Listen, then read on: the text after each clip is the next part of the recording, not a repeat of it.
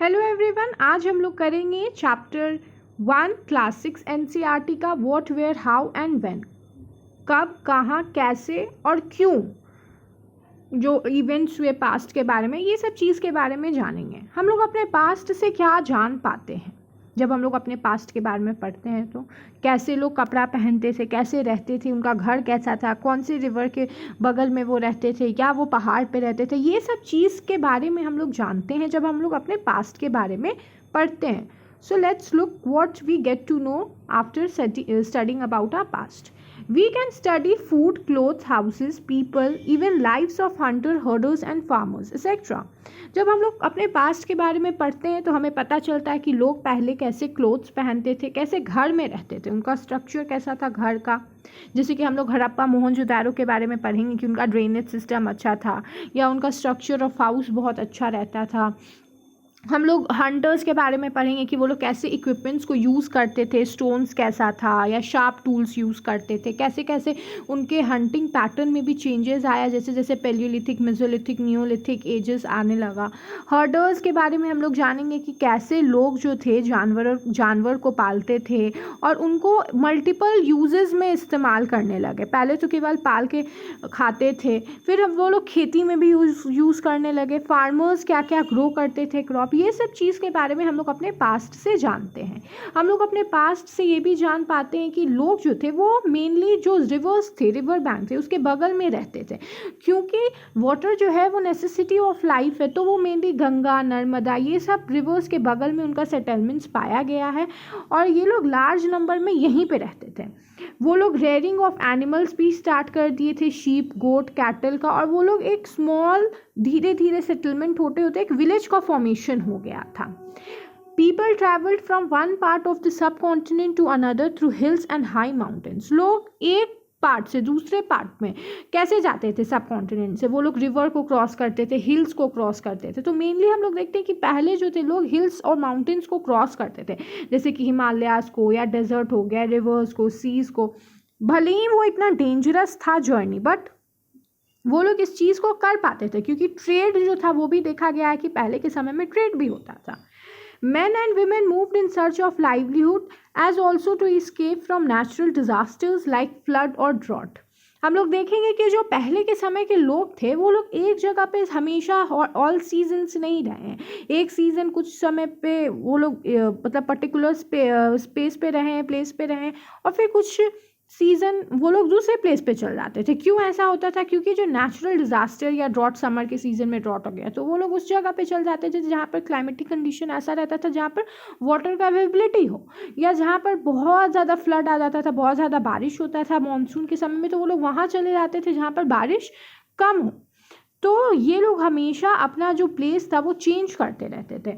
Sometime man marched in armies conquering other lands. Man जो थे पहले के समय में भी जो मेंस थे वो लोग कॉन्कर करते थे लैंड, एक आर्मी टाइप का फॉर्मेशन था, वो लोग लड़ते थे। Beside merchant travelled with caravans of ships carrying valuable goods from one place to another.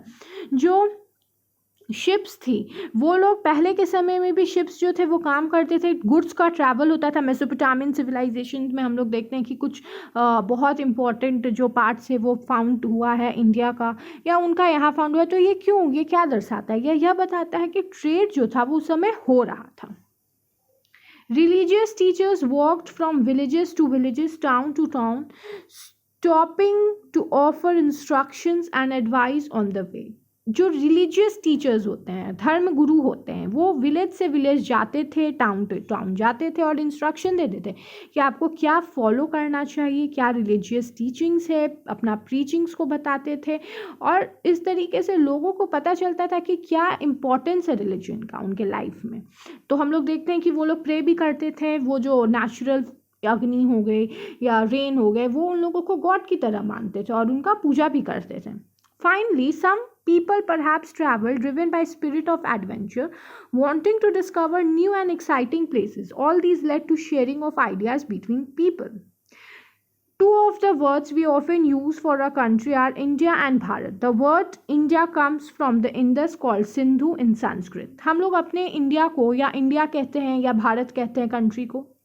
तो जो वर्ड इंडिया आया है ना, यह इंडस रिवर से आया है जिसको सिंधु संस्कृत लैंग्वेज में कहा जाता है। The name Bharat was used for a group of people who lived in northwest and who are mentioned in Rig Veda. The earliest composition in Sanskrit dated to about 3500 years ago. Later it was used for the country. जो word Bharat हम लोग use करते हैं अपने country के लिए, ये कहाँ से आया है? ये जो हम लोगों के नॉर्थ वेस्ट साइड में, जैसे कि गुजरात साइड जो क्या कच्छ साइड, वहाँ पर जो लोग रहते थे उन लोगों को हम लोग भारत के नाम से जाना जाता था, जो मेनली नॉर्थ वेस्टर्न साइड में रहते थे। तो इसीलिए तब से वो धीरे धीरे इवोल्व हुआ और फिर हमारे कंट्री का नाम ही इंडिया या भारत कहा जाता है। Ways to find out our past, हम लोगों को अपने पास्ट के बारे में कैसे पता चलता है? हम लोग कैसे पता कर पाते हैं कि हमारे पास्ट में ये था, या इंस्क्रिप्शंस लीफ थे, या लोग लीफ पे लिखते थे? तो ये मेनली मैन्यूस्क्रिप्ट्स या इंस्क्रिप्शन से पता चलता है। मैन्यूस्क्रिप्ट्स क्या होता है? ये मेनली रिटन डॉक्यूमेंट होता है जो आपको पाम लीफ पे मिल जाएगा, बार्क ऑफ ट्रीज मतलब ट्री का जो ट्रंक होता है उस पर आपको मिल जाएगा, बोच पे मिल जाएगा, जो हिमालयाज़ में ग्रो होते थे वहाँ आपको ट्रीज़ जो थे उस पर मिल जाएगा। तो धीरे धीरे जैसे ही समय बीतते जा रहा है हम लोग देखते हैं कि बहुत सारे मैन्यूस्क्रिप्ट्स जो हैं वो डिस्ट्रॉय हो गए हैं, क्योंकि उसको इंसेक्ट्स खा गए या वो डिस्ट्रॉय हो गए, गायब हो गए, सर्वाइव नहीं कर पाए। बहुत जो टेम्पल या मोनेस्ट्रीज़ में प्रिजर्व थे कुछ जो है वो सर्वाइव हो पाए हैं, बट कुछ जो है वो नहीं हो पाए सर्वाइव, क्योंकि उसको अच्छे से रखा नहीं गया प्रिजर्व करके। The book dealt with all kinds of subject, manuscripts जो है वो हर काइंड्स ऑफ सब्जेक्ट को डील करता है, whether it is religious, practical, lifes of king, कैसे किंग के लाइफ थे, क्या क्या उनका अचीवमेंट था, ये कौन लिखता था? नोबल्स लिखते थे। मेडिसिन साइंस के बारे में जैसे चरक संहिता, ये सब चीज़ के बारे में हम लोग पढ़ते हैं। तो ये हमारा पास्ट का बुक्स है रिटन, और ये सब मैन्यूस्क्रिप्ट्स के अंदर आता है। Beside there were epic poem plays, many of there were written in Sanskrit, other were in Prakrit language used by ordinary people and Tamil. Inscriptions क्या होते हैं? इंस्क्रिप्शंस जो होते हैं वो रिटन डॉक्यूमेंट होते हैं, बट ये हार्डर सरफेस पे होते हैं, मेनली स्टोन्स पे या मेटल्स पे। Sometime king got their order inscribe so that people could see, read and obey them. Kings जो थे वो क्या करते थे पहले के समय में कि जो इंस्क्रिप्शंस, जो हार्ड सरफेस होता था स्टोन मेटल, उस पर वो इंस्क्राइब करवा देते थे, ताकि लोग जो हैं वो बाद में भी ये चीज़ को ओबे करें और याद रखें कि ये किंग ने ये ऑर्डर दिया था। There are other kinds of inscriptions as well, where men and women including king and queens recorded what they did. बहुत सारे ऐसे inscriptions भी हैं जो आपको temples में, monasteries में मिल जाएंगे, जहाँ पर आपको पता चलता है कि king और queen ने क्या क्या orders दिए, या क्या क्या उनका achievements था, क्या क्या उनका military achievement था, या political life उनका कैसा भी था। Archaeologists क्या होते हैं? They study objects like inscriptions and rock monuments etc. Archaeologists जो होते हैं वो inscriptions को पढ़ते हैं, rock monuments को पढ़ते हैं। इनका मेनली काम होता है study related. They also explore and excavate, dig under the surface of the earth to find tools, weapons, pots, pans, ornaments and coins. ये लोग क्या करते हैं? आर्कियोलॉजिस्ट जो होते हैं वो डिग करते हैं ग्राउंड में, और जो अंदर से रिसोर्सेज मिलता है उसको वो स्टडी करते हैं और बताते हैं कि इसका क्या इंपॉर्टेंस रहा है हमारे पास्ट में।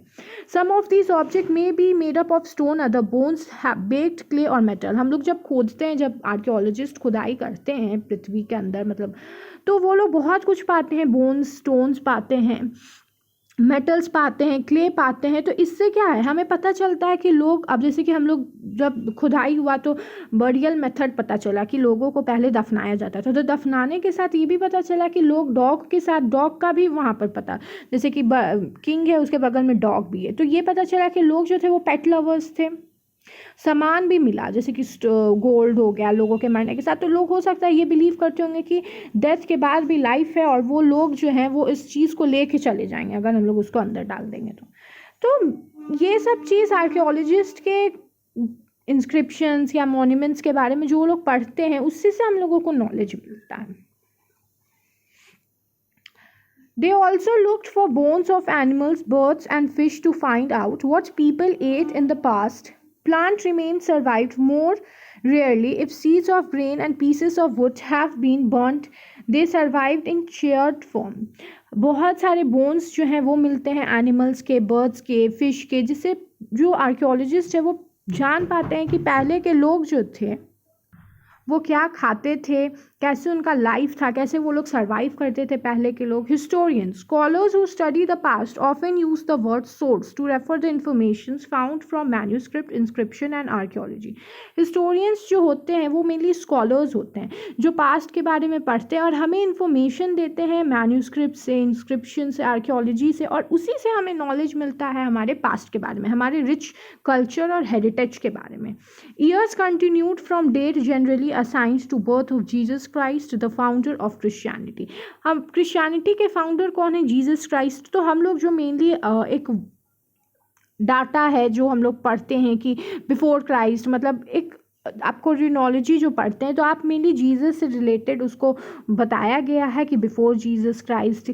तो देखिए कुछ लेटर्स हैं जो आपको बताते हैं, जैसे कि BC before Christ, AD after death, Christ के बाद के एरा को, क्राइस्ट के पहले के एरा को, CE कॉमन एरा होता है, और BCE बिफोर कॉमन एरा। ये चार जो है क्रोनोलॉजी है, आपको याद कर लेना है कि पहले बिफोर क्राइस्ट आता है, फिर आफ्टर डेथ क्राइस्ट आता है, फिर कॉमन एरा और फिर बिफोर कॉमन एरा आता है जिसको BCE कहा जाता है। तो हम लोग चैप्टर 1 जो है वो कवर कर चुके हैं और नेक्स्ट लेक्चर में हम लोग चैप्टर 2 को कवर करेंगे। Thank you everyone, please like share and subscribe my channel.